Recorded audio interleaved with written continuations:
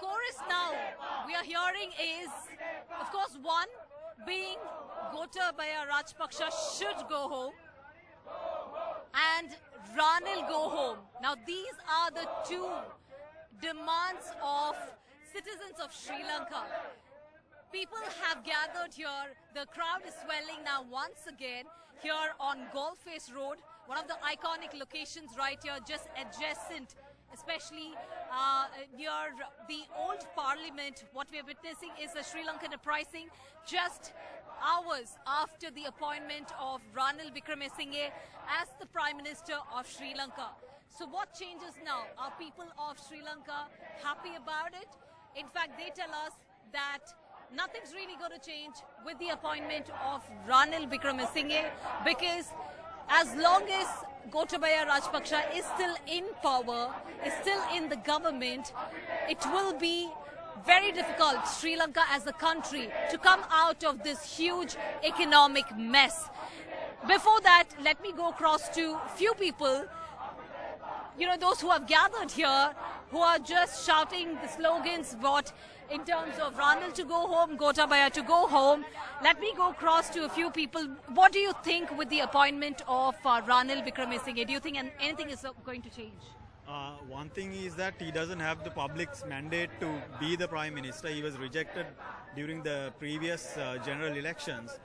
Secondly, he was directly involved with the bond scam, which actually led to a huge drain of foreign exchange from the bonds market, which the Sri Lanka was actually refinancing through rupees, and they were not paying dollars for that.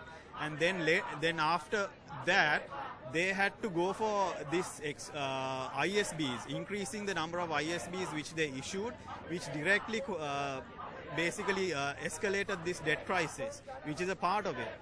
That the bond scam is one major contributor to the current debt crisis, because later on the ISBs which they accumulated had to be repaid in dollars, whereas the dollars which came into the bonds market, the treasury, were refinanced in rupees.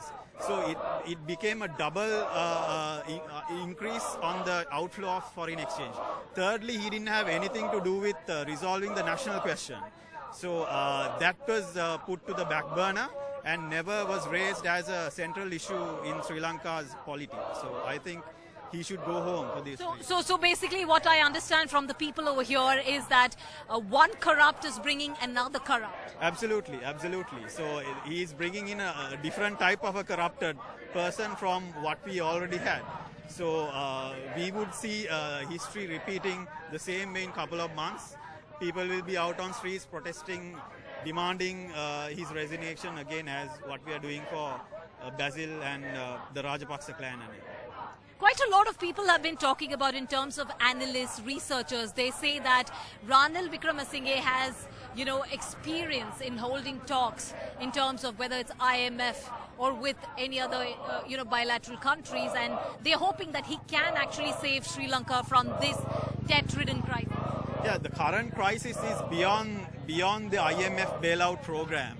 The amount of liquidity which is required will not be supplied by IMF for the external balances to be set in equilibrium.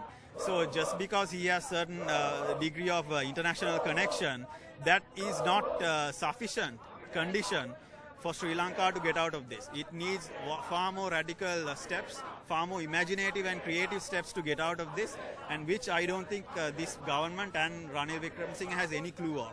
So this crisis is going to get worse day by day, and people will be prone to get more agitated and be more political. The protests will continue. The protests will intensify. Yes. Okay, well, thank you for joining us here on NDTV.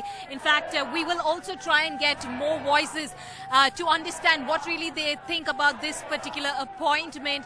If at all, like we had just one protester saying that, it's not really going to change because it's going to plunge the country more to debt. And this is what the protesters, what they are also trying to tell us, holding placards that, which also read, of course, one way saying that Gotabaya Rajapaksa to go home, and then the other way looking at asking and demanding Ranil to go home.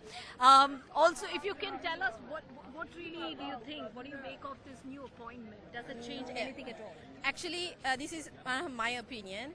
I think with the situation, because you guys know we don't have fuel, current, we are in such a disaster. It's a mess. So my point of view is, at the moment, this is okay. So because we know that Ranil has experience, he's an experienced politician, and we can trust on his experience. I don't know, there's a deal, we all know that. Anyway, we can survive for a short period, because we can stay here for... You are agreeing to a stopgap measure. Yes, because for a short period, we can survive. So With Ranil, because we have to find another option, but this is not the time to wait for that option, because we can't stay here Gotagogamat all the time. We have to do our jobs anyway, we have to survive. So at the moment this is okay, but Gota have to go home.